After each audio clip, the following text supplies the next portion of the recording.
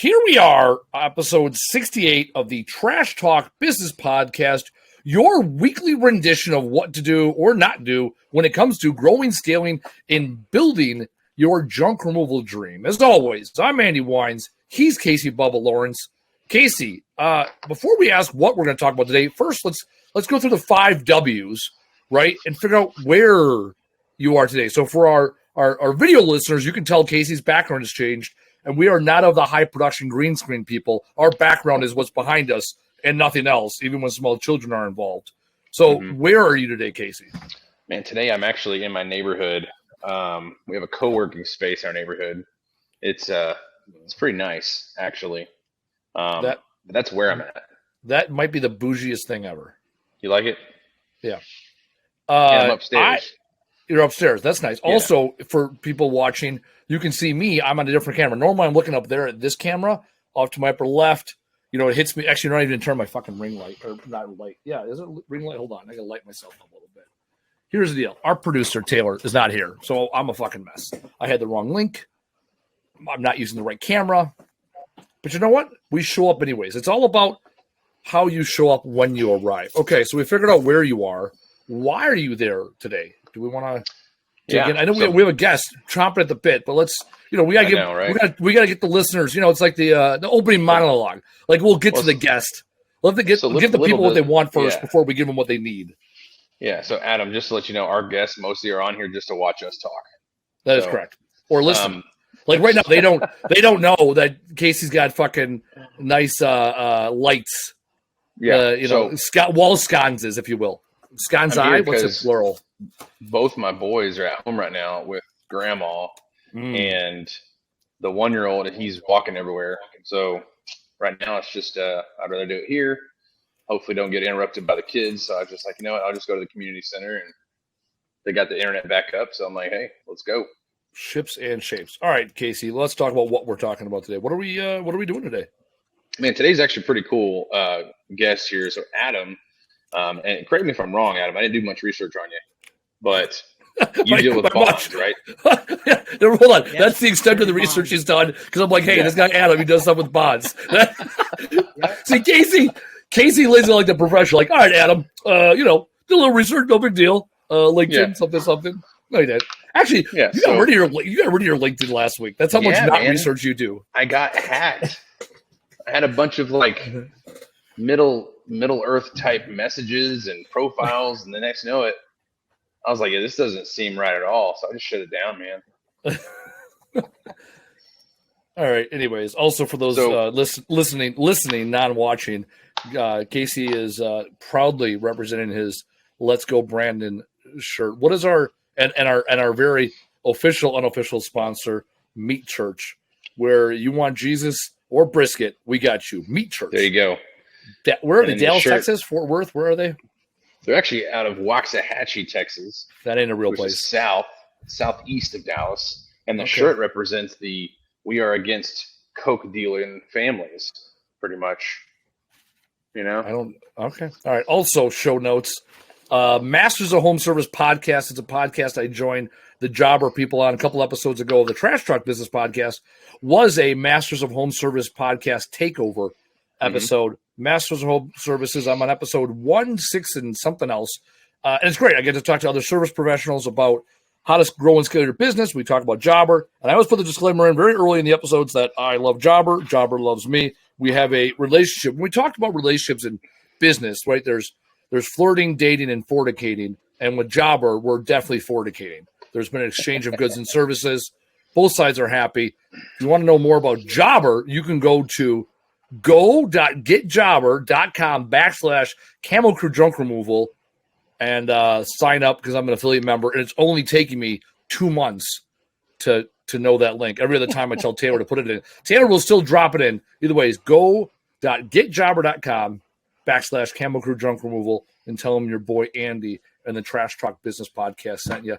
Now, let's get to our guest. Very authoritative. So, yes, Adam does stuff with bonds, and that is the extent of our research. So, Adam, also he's involved with the Parrot, and I know that because him or an associate of his organization wore a Parrot mascot at a very formal government vendor conference situation. That's it. That's all I got. So that's where we met, the National Veteran Small Business Coalition. Our Parrot was there in full mascot at our booth there. So yeah, I met Andy and Casey. I believe you were there as well, right? I was. I wasn't. You were not. You were. That was Orlando. Orlando. I was there. Yeah, I was there with. In you were somewhere Pensacola. else that week. I was in Pensacola. I was there with Ken, who's also bearded, with the salt and pepper type of face. So I guess they kind of look alike. I had briefly met someone else there. Yeah. And why we wanted to bring Adam on was because of bonding. I'll tell a recent story. I've been doing jobs for this general contractor for 15 months, 17 months. And then he decided not to pay me. And he also decided not to pay a lot of people. However, he decided to get paid by his customers. And then there's a problem there because now he owes us money and he owes his customers work done. And there's a delta. And so someone's like, hey, something bonds. And I'm like, cool. We don't have that in our state. And I don't know what that is. And like the fucking 2 minutes I talked to Adam at the conference, we talked for like 20 minutes, half hour. We were eating like a salmon tartare or something. It was delicious. Salmon tartare on these trips. Yeah. They didn't serve real dinner, and I'm too cheap to go somewhere. So I just ate the shit out of the fucking snacky snacks. And that basically was my dinner 2 nights in a row. Hors d'oeuvre dinner, yes. And anyhow, he started explaining to me how bonds work, and I was like, oh, that's fucking interesting. So yeah, we're going to learn about bonds today because we know this season, this year, I don't know. Season 1, year 1, episodes 1 through 52 was very intentional. Like, hey, junk removal people, this is how you junk removal better. And now, year 2, it's like, let's talk to other businesses that we know nothing about and teach people business better. And there's still going to be some learning opportunities when it comes to junk removal or people that are in adjunct industries, because we do get people that do lawn care or demolition or construction and also listen to our podcast.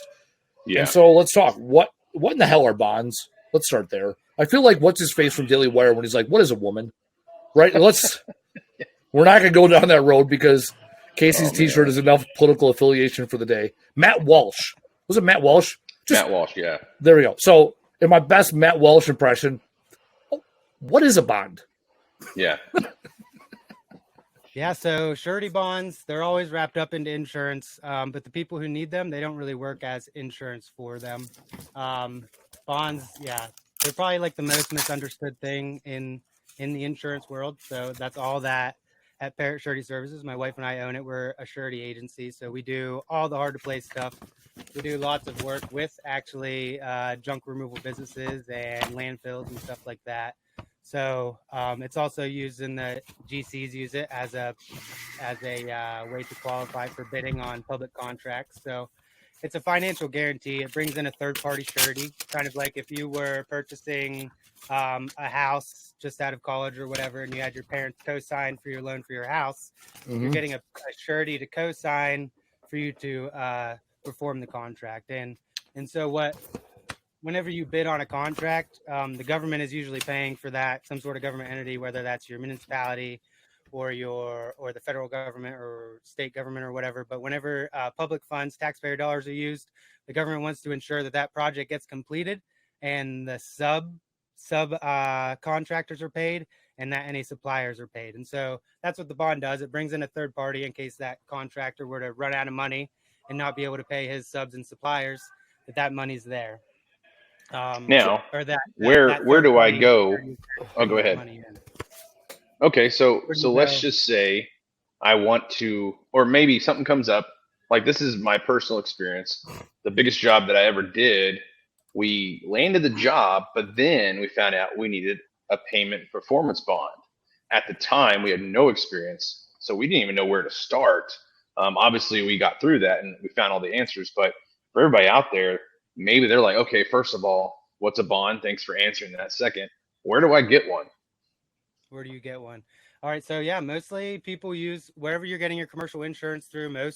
Most insurance agents have an outlet for it. How they handle that is a completely different question. Typically, most insurance agencies or insurance companies are also surety companies, so they have a surety division to go ahead and take care of that. So maybe they use your current insurance provider. Maybe they also offer bonds, and they'll go ahead and get you a quote there. Or they can use a third-party insurance or surety broker who has relationships with multiple surety companies, and they're able to get a couple quotes, or they know who to go to get that quote. That's generally for on the GC side. Surety bonds are required in pretty much every industry, every sector. It's always through some sort of regulation, and then also private project owners can also require them for that financial assurance as well. So Andy, you say you don't have bonds in Wisconsin. Is it because it's not required, or is it just not a thing? We don't just curious. We don't even have bail bondsmen in Wisconsin because you can't even bond out of jail. Like you either got cash or you don't. So we don't have those kind of bonds. And we've never, like, when people are like, "Oh, are you licensed and bonded?" I'm like, I don't even know what that means because there is no. I mean, we have basic licensing. Like, if you want to be a general, like if you want to be a handyman in Milwaukee, you have to have a contractor's license. Junk removal, there's no license. We have a state license with the DNR, allows us to haul municipal solid waste and some other things, right? We have a DNR so we can haul recyclables, DNR so we can haul e-waste. All those things are licensed things. Plus, we have our DOT, right? Mm-hmm. Department of Transportation numbers and whatever DM or MVR or no. So is there no surety requirements when you're doing any kind of state work or government? No. Even when we've done federal stuff. Interesting. Yeah, even and now I will say that we've also been tier 2 and tier 3 in government contracts. I've also done a 6-figure project with the government where there was no bonding required. And that was outside of junk removal. We were the tier 1, won the contract guy, and there was no bonding whatsoever. Yeah, typically, so the different levels of government will have their own rules. So at the federal level, it's typically performance contracts, any kind of construction. Sometimes you'll get into like cemetery maintenance people or other kinds of service contractors, janitorial contractors. They might be required. But it's the $150,000 threshold is where the requirement kicks in, and even then, the contracting officer sometimes has a say to like go ahead and waive it or not. Okay, I think generally any kind of construction contract, that's not going to happen unless it's like you're building some sort of facility overseas in like an unstable type of country that no one's going to bond that project. So in circumstances where no one's going to bond the project, the contracting officer can waive the bonding to ensure that we're building that barracks in Djibouti, Africa, or whatever it may be, and making sure that there's a contractor that can do that. Makes sense. Yeah, because for us, the developer hired us to do a job, but 30% of the property was going to be public access, so streets. So the city owned that part of it, so they forced the bond, not the developer. So then I had to go get that performance bond, and it wasn't affordable to most. Like it was, the entire job was about $350K, and they wanted a percentage of that estimate up front. Right. So you have to think. You were working on a development? Yeah. So we did a bunch of demo work for a developer. So we came in and demoed everything, but that bond was important because if we didn't get it, we couldn't do the work. And at the same time, it gave us a chance to learn what the fuck it is.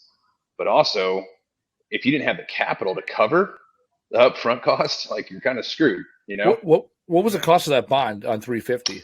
It's like 3% or something. It was a very low percentage, but it's still $10,000 out of your pocket before you. Yeah, and then they hold the last 10% of your pay up to 90 days after completion of the project. And then you don't get that. You don't get that money back. The bond is an expense. Once it's paid, that's it. You don't ever see that money again. Right. Yeah, so it's for the services. That's all it is. Yeah. At least for us, it was for the services. So for a hillbilly perspective, it is temporary insurance saying that you're going to get the work done per the scope of work and on time. Right? And people are going to get paid. The biggest thing was everybody will get paid, and that the city won't have to chase me down. Yeah, because if you would have hired out additional subs, that would have been like, oh, screw you. Now I'm going to put a lien on this. Okay. So that's the issue. So this contractor I've been working for 15, 16 months now, he owed us about $30,000 at one point. And basically If he goes belly up, that's it. I don't see no dollars. Yeah. Because there's no guarantee I get paid. Even if he goes to jail, which is a possibility because what he was doing was not cool. And also illegal, not cool, not only immoral or unethical, not cool. And so I'm basically screwed out of money. Here's what's fucked up. If he does go to jail, it's not because he screwed us out of money. It's because he misrepresented his financials to a bank to get a loan to continue his business, right? That's also what's fucked up is like you can screw over another civilian, no big deal, right? That's a civil matter. As soon as you screw over a bank, which is backed by the FDIC, now it's an actual crime. We got to talk to your boy Brandon about that, Casey. Hey, you work for him. It's true. It's true. Army Reserve, 19 and a half years. I got about 25 more days in the Army, maybe 30 more days in the Army, like at days of like showing up before I can retire. So I get about 25, 30 more days, and I can be like, not even 20, about 20 more days. And I can be like deuces. So we'll see. We'll see how that shakes out. That'll be a good day. You know what I'm going to do? I'm going to keep doing it because I can't help myself. What you said you've worked with junk removal companies. What have you done for them? Like, I mean, I don't know the privacy on that bullshit, but in what instances were you having to do work for these junk removal companies? Yeah, so surety bonds are also, so I gave you like the contract side of it, is what we've talked about, how GCs use it and bid on contracts with it. And their alternative there is posting 100% collateral with the obligee. So if it's $1 million contract, they have to put up $1 million. If you use a surety bond, then you're paying that 3% premium, so you can pay $30,000, and that's your bid security is the surety guaranteeing your bid, and you don't have to put up that $1 million in capital. So that's the contract side. On the commercial side, it's used in lots of licensing and permitting processes. So on the junk side of things, so there's a county in Kansas City, St. Louis County. They just enacted a requirement because there was a junk removal company that had a bunch of junk sitting on a piece of property that they were recycling, doing whatever with. And the company ran out of money, went out of business, and all that junk just sat there. It was a public nuisance. So then the public, the taxpayer dollars, had to go to clean up that money and put that property back to some usable condition and get it sold, use it for a park, whatever they're doing with it. But that happened, so they enacted this surety bond requirement for anyone that has any kind of junk piled up anywhere. They need to, and they put it in 3 different groups. So it's like 0 to 10,000 pounds, 10,000 to 60,000 pounds, and 60,000 pounds plus, or tons. I mean, sorry. And so depending on those thresholds is how much the bond amount needs to be. And the bond is financial assurance that if the company goes out of business, there's money there to clean it up and restore it back to some useful value. So generally that's what surety bonds are being used for, and that would be an instance in which it's used. At the state level, however, different states have different levels of regulatory rolling. So, California, you're going to have tons of bonds. I know Florida has tons of bonds. Obviously, Wisconsin, not going to have that kind of requirement during the permitting process. And it's very similar. It's the same thing as if you have a transfer station, a landfill, or like a sand and gravel mine. They're all very like similar processes. And as like a brokerage firm ourselves, we do like lots of work with the hard to place stuff. And these kinds of permitting processes generally require a little bit more expertise, a little bit of knowledge about it. And you have to know like specialty surety companies that deal with these types of things. And so those are the connections that my wife and I have at our agency that allow us to work with this types of stuff all the time. Most insurance agencies only deal on that contract with like commercial contractors, GCs, and don't get into like stuff like this. They will do like GC license bonds and stuff like that. But do most insurance company also sell bonds, or is this like do you sell like home and auto and commercial and all that other shit, or is this like insurance in name only?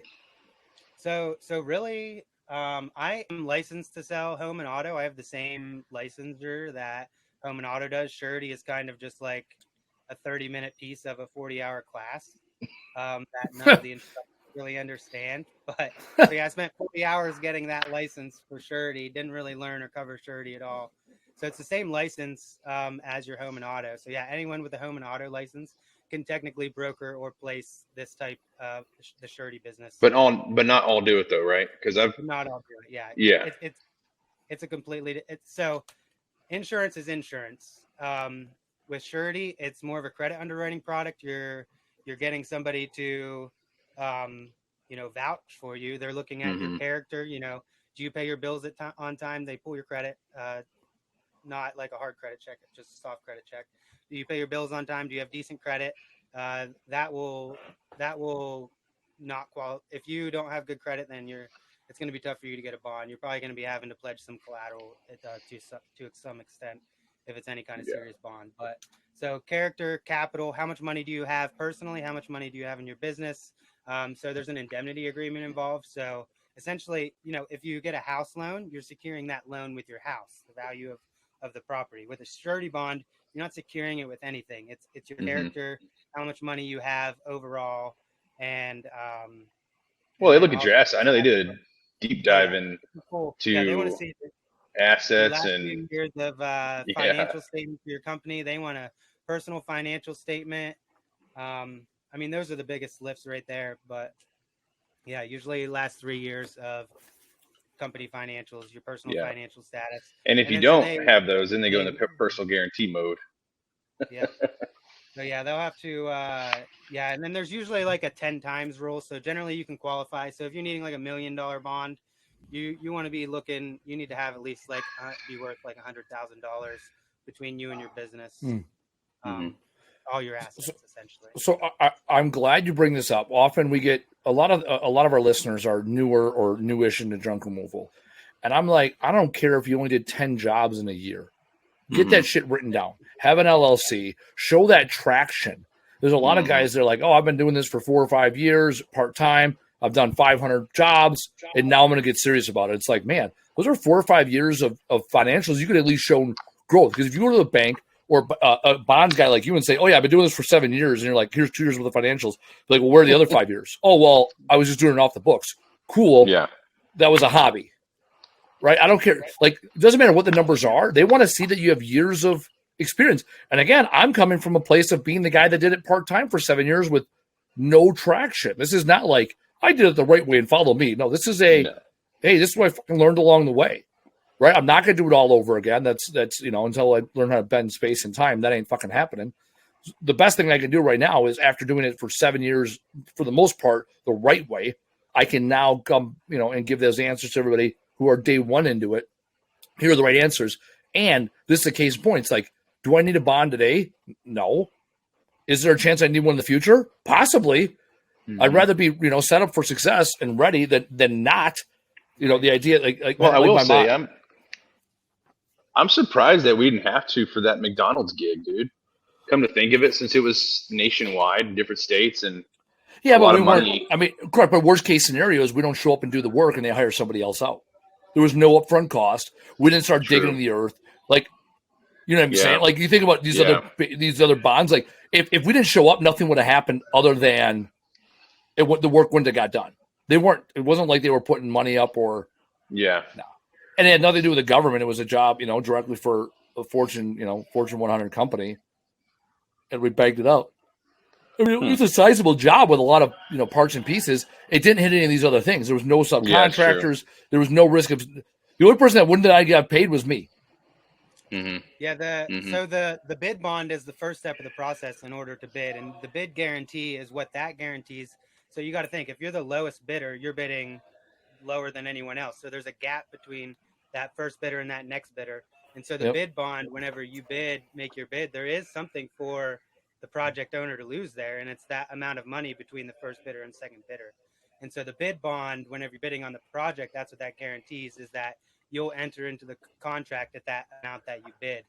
So if the government has to turn around and award to the second bidder, they want to be compensated for reletting the bid. So there's some sort of, the contracting officer has to go through some more stuff to let that bid again. And then there's also that difference between the first bidder and second bidder that they want to be compensated for as well. And the surety bond would come in and cover that if the contractor didn't have, the full amount of capital to do so. And in that case where if someone bids something and they can't enter into the contract, yeah, the surety is going to want to be like compensated for that loss. It's not insurance where, you know, you total your car and the insurance is giving you money.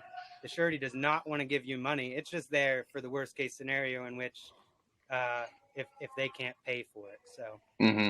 and if that does happen, the surety will like set up a payment plan, like pay it for you, set up a payment plan. Like they'll work with you to make that happen. I mean, they're backed with a lot of capital. They're insurance companies, insurance. So do you track?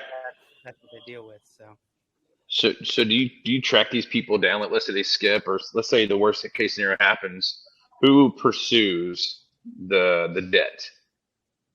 Like if in a claim situation where there's a bond out and something is going Like an on. Andy situation, if he would have a bond in place, or whoever, if there was a bond in place, and this guy, this homie, just skips and leaves, well, who pays Andy, and then who in turn also goes after Mr. Screw Everybody? So, actually, you brought up like a really good point about surety bond. So, the alternative to a surety bond, remember, is 100% collateral line of credit. And if you use that to bid, the government will just cash that letter of credit and take your money. With a surety bond, there's a whole process that goes on where the surety's claims department, very similar to an insurance claim, there's a claim on the surety, so they do an investigation to ensure, and they check everything out, make sure like the claim is valid, and that there's nothing that can be done to just like remedy the situation in the first place before it gets kicked into claim. And then so the benefit to the principal, to the contractor using surety over a letter of credit, is that they get representation from the surety. So if there's just some third party, fourth party, whatever, trying to make a claim on this bond, some subcontractor didn't do his work, trying to collect on his payment bond, the surety will investigate that and be like, you know, well, you didn't do all the proper steps. Like if you would have done the work, then you would have got paid. And that situation is pretty much resolved. There's no claim situation. So that's the benefit to that. But yeah, every surety has their own claims handling process, and they'll pay it out. It's usually outlined in the bond form. So any bond that you're going to do, it's this much money. This is how long it is. This is who benefits from it. And if there's a claim, make sure you contact this person, this person, this person. It's usually someone with the government, someone with the surety company, and someone with the principal. And they try to bring all those people together to discuss the situation and, you know, remedy the situation without it going too crazy. But if a claim needs to be claimed to be paid, then the sureties will pay it. They need to keep that good buddy mentality with the government. You know, if you're saying you're going to provide something, you need to provide it. So yeah, they definitely provide it in cases in which the claim is valid. So yeah. So if I understand this, let's say you win a $500,000 project, and you the contract, and the next person next up is 600,000, right? So you won it at 500,000. Next lowest bid was 600. So I'm gonna break it. I want to walk through this. You get a bond which covers the $500,000 job that you're doing, plus there's gonna be insurance for the gap in case you shit the bed and they have to hire the $600,000 guy. No, there's 3 different levels of bond. So you got to get the bid bond to just bid for the contract in order to enter the bid, and for them to accept your bid, you have to provide a bid bond. It shows that you've been, so the underwriter, it does a few things. It gives that financial security, but and they also, during that underwriting process, pre-qualify the contractor. So I already talked about capital and character. Good person, character. Capital has some sort of money. And then the third piece is capacity. So, you know, are you qualified to do the work that you're doing? And with that, it's generally past performance. Have you done jobs similar size, similar geography, same type of work? And that's good. So that checks out. And so that's what they're also. So you're telling me I got to pay a bondsman or what's that? That one's free. That's free. That's free. Okay. Yeah. Free. Okay. It's free to get. Got it. Pay if you win the bid, and then if you win the bid, that's when the payment and the performance bond kick in. And so it's kind of like a 2-for-1 deal. So you get the payment and the performance bond for the total amount of the contract. So if it's $1 million contract, well, we're talking about a $500,000 contract, you get one bond that covers the performance of the entire project, as well as the payment to subs and suppliers. So, And you so it might be like 50. So let's say it's 3%. It'd be $15,000. Right. Yep. So you're buying $15,000 worth of insurance. Okay. Yep. So now something catastrophic happens. That 3% is like high end. If you can't qualify for bonding, you can go through the SBA, and that costs 3% plus 0.6% admin fee to the SBA. So you're looking at 3.6% if you can't really qualify for bonding through like capital and. So what if someone's in business 5 years, they're doing, let's say, $1 million plus, which is about the average junk removal. That got three. Let's our average junk removal company out there, right?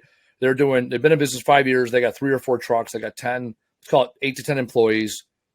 Good credit score. Personal credit score is north of 780, and they're doing $1 million plus. Nothing jumps out. What would they qualify for? If you're saying 3 is high, and they could for a contract bond? Yeah, they could qualify for way less than 3%. I would 2%. Say the median. Yeah, 2%. Yeah. Okay. So for us, we had to actually send in. So I had to do a video from a past project of similar services, and then I had to do like a written letter of recommendation, pretty much, from another developer who I did work for, because they wanted to make sure that this was up my alley, and it wasn't the biggest job I've ever done, which it was by far. But still, they wanted to make sure that, hey, if y'all shit the bed, we're at least you're qualified to do so. And they were pretty strict. Now, we, like I was saying, they kind of did a deep dive. Brian, my stepdad. Yep. Since we were only 4 years old at the time, our business history didn't qualify enough. So they had to go into his personal assets, personal financials, and he had to personally guarantee a good amount of that. Now, obviously, the 3% was more of that was down payment, but you have to qualify, like you said. It's almost like a 10 times deal. Like, hey, you have to be able to cover at least this job. You're going to be putting down this much. And what's funny is out of the whole job, only 30% of it was actually covered by the bond, because the whole job wasn't for the city. Just 30% of it was. But we learned a lot. I mean, it was interesting. They put you in a microscope. Yeah. You guys also covered like some other important things to like understand too about the performance bonding in general. Like subcontractors and suppliers are the ones cash flowing every project. It's not the tier one contractor. It's the subcontractors. And so, I mean, that's why the performance or the payment piece is in there. I mean, that's I feel like that's the most important part of the surety bond product is protecting the smaller businesses, the specialty trade contractors that are doing, the important pieces of the job beyond just the project management of the general contractor piece of the contract, Yeah, you're saying like a tier one guy, right? Let's go back to that $500,000 project. If that's the tier one guy, and he starts to, and he gets, because it's government job, so he's not getting paid till after the fact. So what happens if, so he's got $500,000 job, he wins, starts doing it. The 10% retainage. Well, yeah, they're going to hold on after 90, for another 90 days or whatever it is, right? Yeah. So he starts a $500,000 job, and then all of a sudden he's, let's say, $200,000 into it with his subs, and he runs out of money to pay the subs, and then the subs stop showing up, and now he has no way to, feasibly do the work because he ran out of his cash flows from whatever. Well, that's when that's now what? That's when the customer, the government calls the bonds insurance guy like, hey. Well, that's why we had to negotiate our payment plan, because of the exact same reason you just mentioned, Andy, because they were wanting to pay us after the project. That's a 45-day project. And we're like, look, we're a small business, but we negotiated 3 payment draws, and that got us through. But normally, if you're not negotiating those payment draws, it is on you, because if you agree to do the job with that time setting, I mean, shit. You could fuck yourself and your subs. Well, and I can tell you, I work for big companies, and I have this happened recently at a company that we're like, hey, we're on net 60. And I'm like, can we get that down to net 30? And they're like, yeah, we'll do it because we understand. Right. So they put us at net 30. And then we send the bills as net 30. Our contract says net 30. And their accounts payable is like, yeah, no one's at net 30. Everyone's at net 60. And we're like, no, like this guy said we're good. Because again, for what is a big job for us is a small job to them. So for them putting us at net 30 means a lot more to us. And still at 45 days, we hadn't got paid. Like, we had to like go and basically throw the contract for the, accounts payable person, plus get our project manager and the, director of operations involved.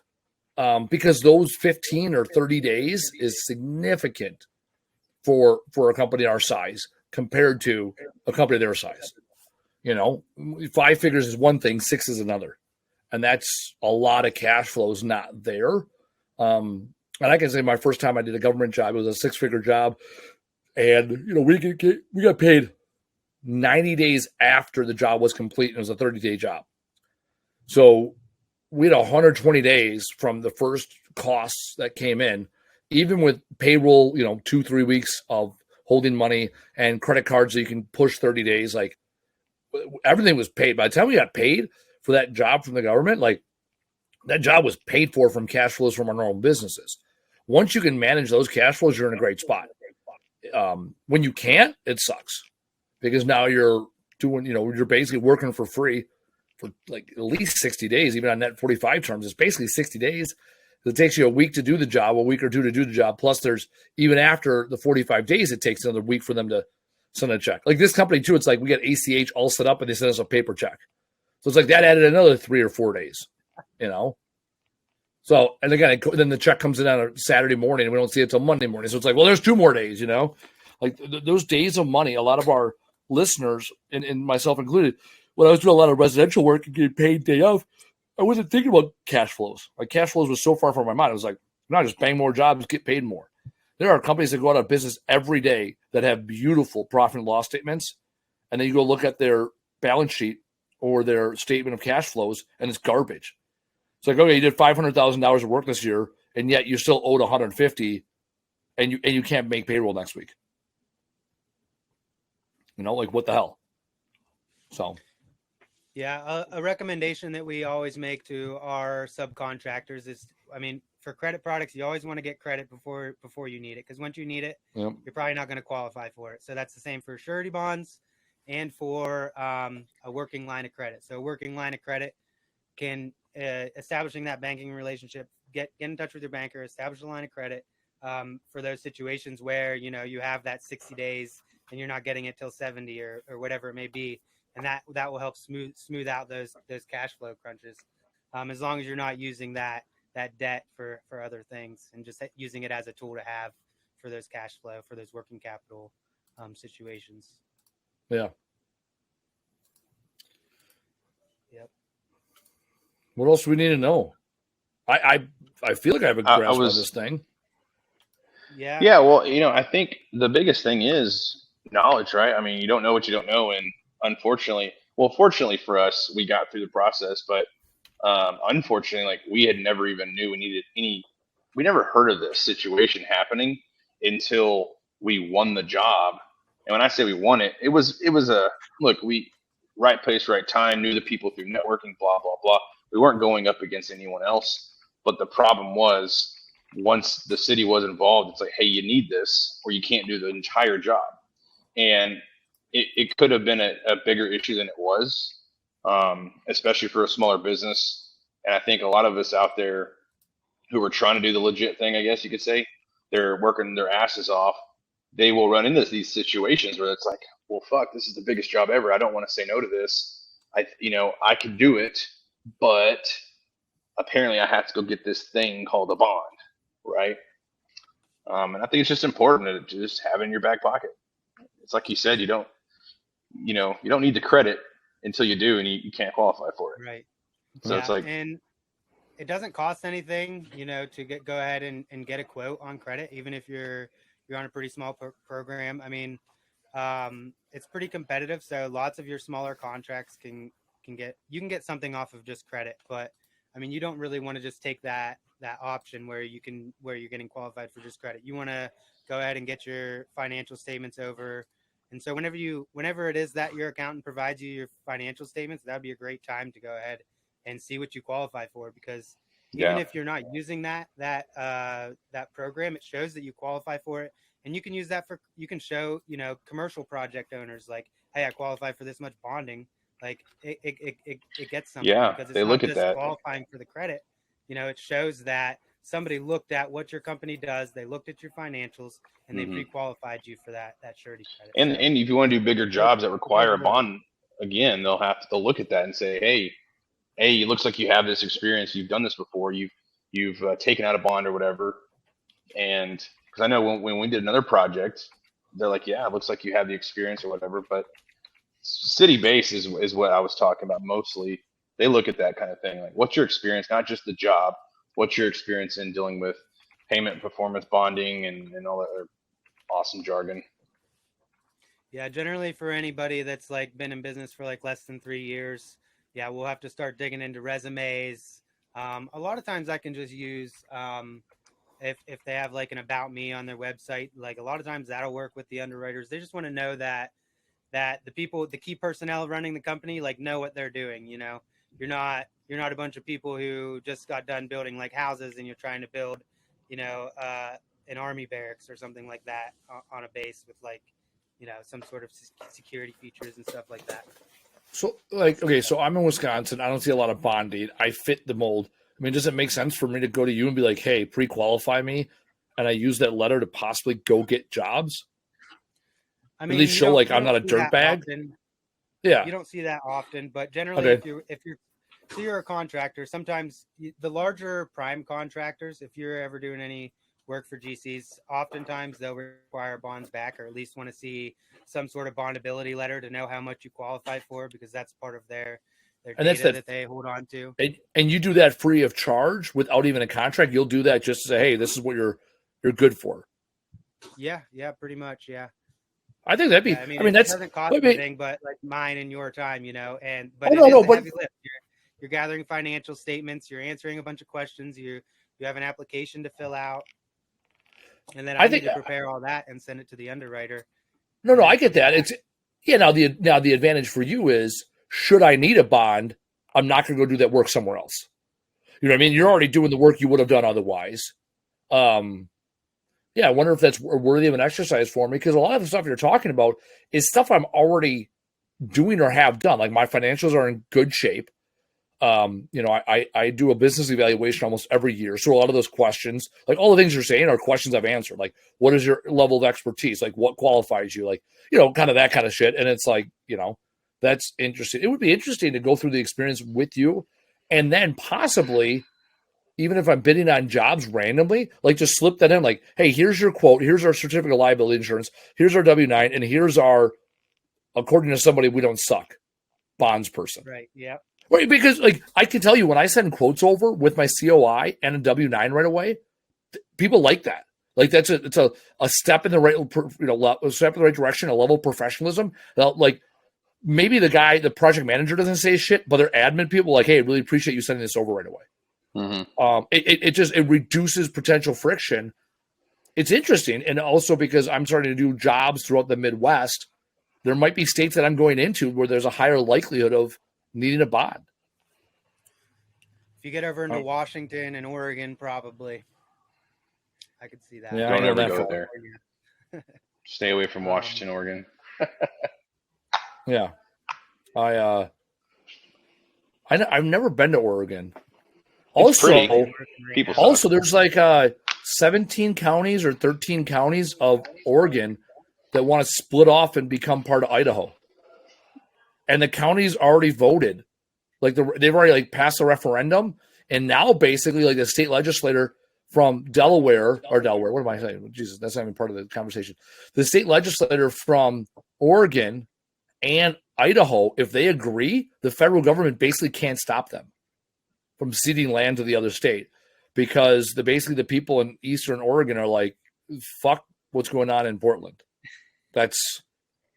Again, this was like a 15-minute infographics video I watched on the YouTubes. Shout out Infographics. Again, not an official sponsor. Unlike Jobber, who's a very official sponsor. They don't give us money. They just butter my bread when y'all sign up for Jobber and the amazing services that Jobber has. Actually, one of our listener, James, I'm going to pull him up. I talked to him today. James Coury from, I got to find his, I want to make sure I say his junk removal business right. That's the thing. Have you reached out in Ohio? Why can't I? You know what? He doesn't have it a very apparent on his Facebook. I should give him shit for that. He has JP Customs. He's got 3,000 followers. He had his shirt on too. I have to scroll. Here we go. I have to scroll and look up Move My Mess junk removal. He'll be a future guest. He wants to get on here. Anyways, he called me today. Want to know about the jobber, and I gave him all the answers I had. Currently with House Call Pro. He is currently with House Call Pro. I told him to talk to you about House Call Pro. We did, and I told him to talk to you about jobber. There we go. See, there's still Move My Mess. It's him and his son.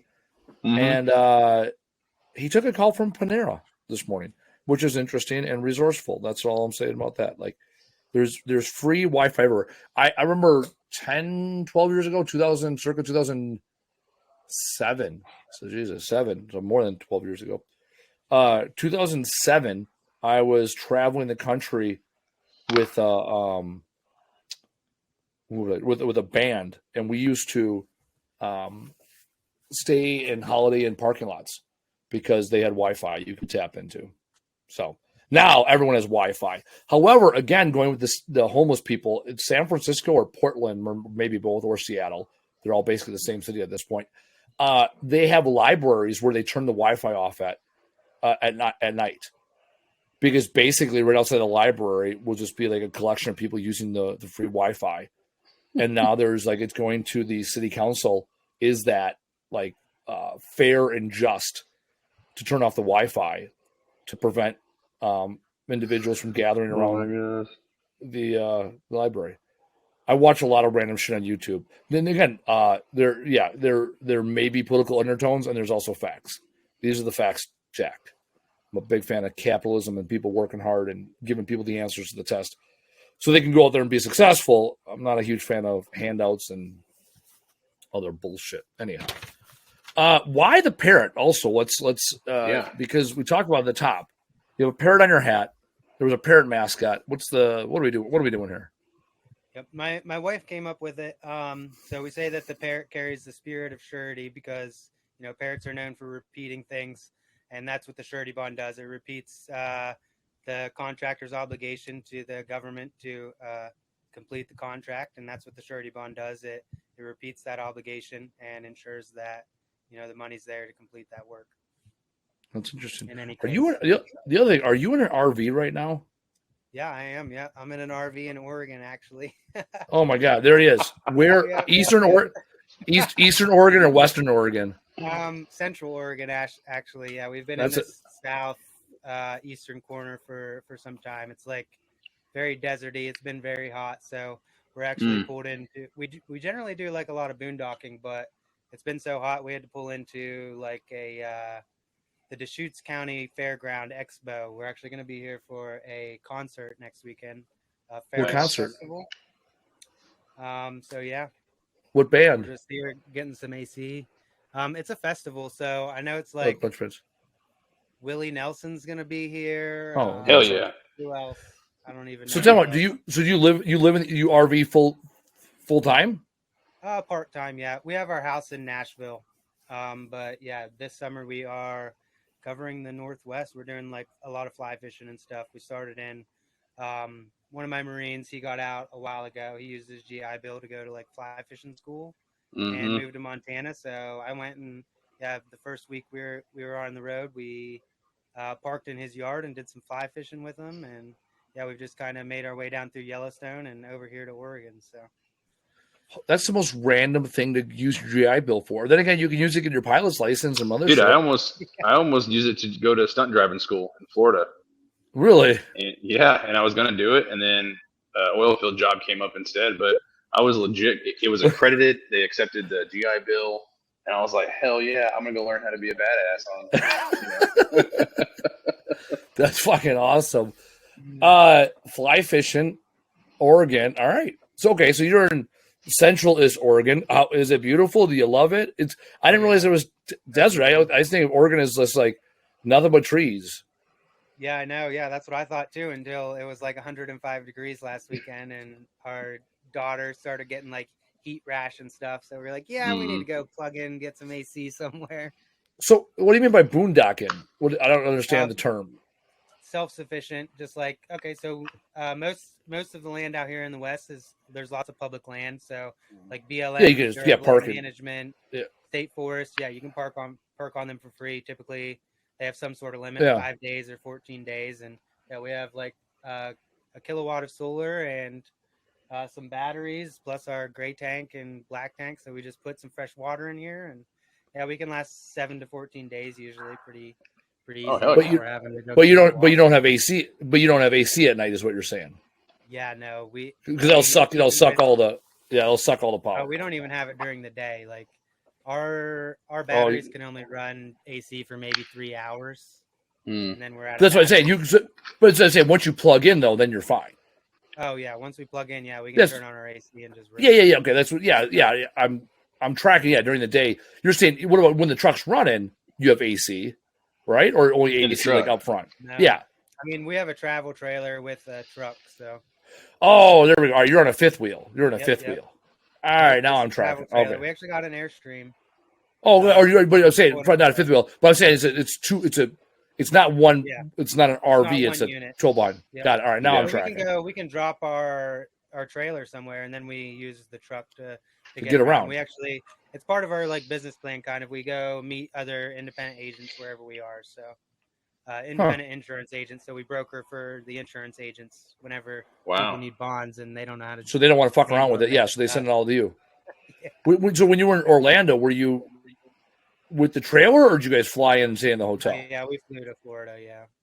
Yeah, did the normal. All right, cool. All right, well there we go. We learned a bunch about bonding and boondocking. Here we go, bonding and boondocking. A conversation with Adam. And there's something Taylor comes up with our titles. It's probably something like that.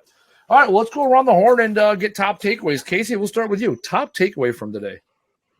Top takeaway is whether it's day 1 or day 100, start tracking everything you do because day 1,000 matters.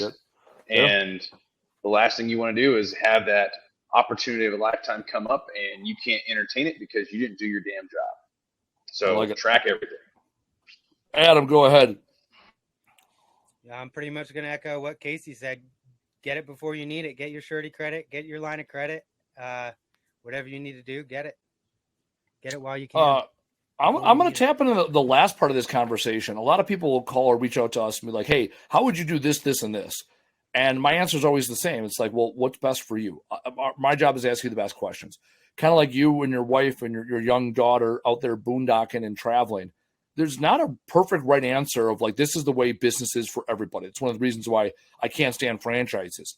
I am all about, here are the tips and tricks that I know. Go get different answers for different places. And ultimately, as a business owner, you got to make the decisions for you and your business, whatever that looks like. In your case, if you're traveling and fly fishing and figuring it out along the way, and that works for your business, awesome. That's not like I'm going to advocate for every, insurance person out there to go do it your way. And it's no different in junk removal. The way that I do things, the way that Casey does things, the way you see people do things on Facebook, if you want to be if you want to go out there and do all the things that all the other people do, you will fail. You got to figure out your own way. You got to figure out what works for you. And so, Adam, I do appreciate it. More interesting of the insurance people I've ever met in my life. And I learned a lot about bonding because we've had several episodes where like, yeah, bonds, no clue what that is. Eventually we'll find somebody. And now we found someone that knows the thing. And for people out there that need bonds, Adam's our guy. We'll basically because he's the only one I know. What's your company name, Adam, if people want to get a hold of you? Yeah, my company name is Parrot Surety Services, Parrot, Surety, Surety Services. That's our website, parrotsuretyservices.com. My email, adam@parrotsuretyservices.com. So if you need a bond or you're an insurance person you want to link him up with so he can get bonds for their clients, Adam's our guy. Jobber takes care of us. I got all the mentions. Let's go, Brandon. Here on the Trash Talk Business Podcast, episode 69 coming up next week. Looking to join you as we always do every week. Joining us down here on the Trash Talk Business Podcast. We will see you next week.